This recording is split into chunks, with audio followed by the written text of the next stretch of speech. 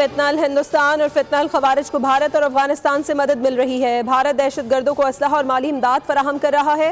वफाकी वजीर इत्तलात अता तारड़ का तकरीब से खिताब, कहा दहशतगर्दी को जड़ से उखाड़ने के लिए पुरज़्म है।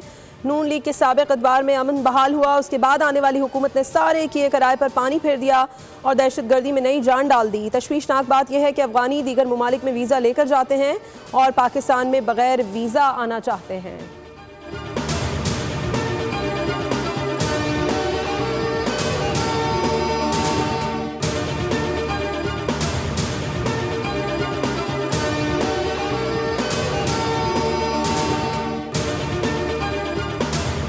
भारत पाक अफगान मुआहदे को सबूताश करने की कोशिश कर सकता है। दोबारा दरअंदाजी हुई तो जंगबंदी मुआहदा टूट सकता है। अफगान तालिबान रजीम कहती है टीटीपी को रोकेंगे। तालिबान रजीम ने खवारिज और टीटीपी की सरपरस्ती जारी रखी तो बहुत अफसोसनाक होगा। वजीर दिफा ख्वाजा आसिफ ने अमरीका के कहने पर अफगानिस्तान में रजीम तब्दीली की साजिश का इल्ज़ाम बेबुनियाद करार दिया।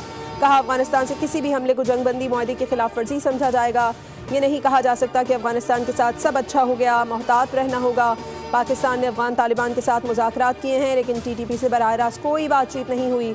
25 अक्टूबर से कबल तालिबान की जानिब से मुतज़ाद बयानात आएंगे मगर तफसीलात खुफिया रहेंगी। ख्वाजा आसिफ ने कहा कतर मुश्किल वक्तों में मुज़ाकरात के लिए मददगार रहा और इसका ताउन काबिल सताइश है। उन्होंने मज़ीद कहा कि मैकेनिज़्म के तहत मुआहदे पर अमल दरामद होगा। हो सकता है तुर्की में मुज़ाकरात 25 से 27 अक्टूबर तक जारी रहें।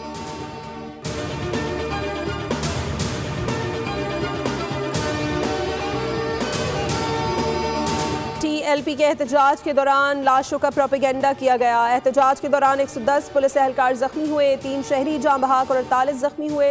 वजीर इत्तलात पंजाब अज़मा बुखारी की न्यूज़ कॉन्फ्रेंस, बताया पुरतशद्दुद एहतजाज के दौरान सुथरा पंजाब की गाड़ियाँ तोड़ी गईं। मुरीद के में 18 पुलिस एहलकारों को गोलियाँ लगी। TLP ने फ़लस्तीन के नाम पर सादा लोगों को गुमराह किया। अफसोस है कि फसाद को इस्लाम और फ़लस्तीन से जोड़ा गया। असलहे के जोर पर पुलिस की गाड़ियों पर कब्जा किया गया। TLP को फाइनेंस करने वाले 3800 फाइनेंसर्स की निशानदही कर ली गई। फाइनेंसर्स के खिलाफ कानूनी चाराजोई होगी, दहशतगर्दी के मुकदमे बनेंगे।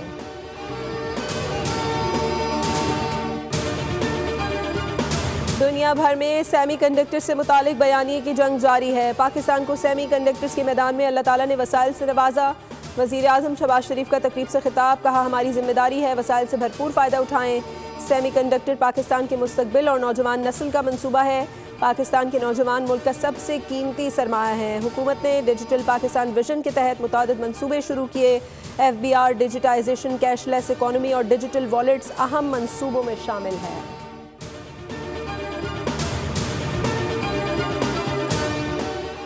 छब्बीसवीं आईनी तरमीम के खिलाफ दायर दरखास्तों पर समाअत, सुप्रीम कोर्ट ने अहम सवालात उठा दिए। जस्टिस जमाल मंदुखेल ने इस्तफसार किया कि आप कह रहे हैं कि सुप्रीम कोर्ट अलग है और आईनी बेंच अलग। सुप्रीम कोर्ट से सो मोटो इख्तियारात वापस ले लिए गए मगर बेंच के पास सो मोटो का इख्तियार है। जस्टिस मुसरत हिलाली ने इस्तफसार किया कि आइन और आर्टिकल 191A में तरमीम हो चुकी है। हम 191A को कैसे और किस तरह बाईपास कर सकते हैं। वकील ने कहा कि नए बेंच को कुछ इख्तियारात दिए गए हैं लेकिन सुप्रीम कोर्ट से इख्तियारात छीने नहीं गए। 191A को आइन की दीगर शिकों से मिलाकर पढ़ना होगा। जस्टिस मोहम्मद अली मजहर ने रिमार्क किए कि यहाँ तो वाज़े लिखा है कि आइनी बेंच के अलावा किसी के पास कोई इख्तियार नहीं। वकील ने कहा अगर सारे इख्तियारात यहाँ मुंतकिल करने थे तो ये वाज़े तौर पर लिखा क्यों नहीं गया। जस्टिस मोहम्मद अली मजहर ने रिमार्क किए कि क्या हमारे पास इख्तियार है कि हम इनको शामिल करें जो आइनी बेंच का हिस्सा नहीं है।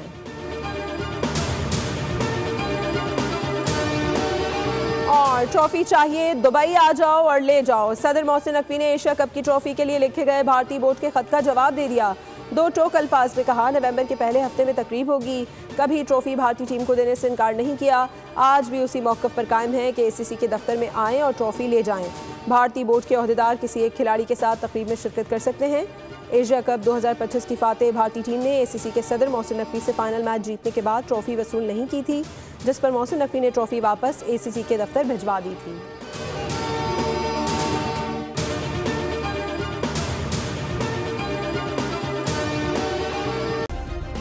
सब्सक्राइब करें और बेल दबाएं ताकि कोई खबर रह न जाए।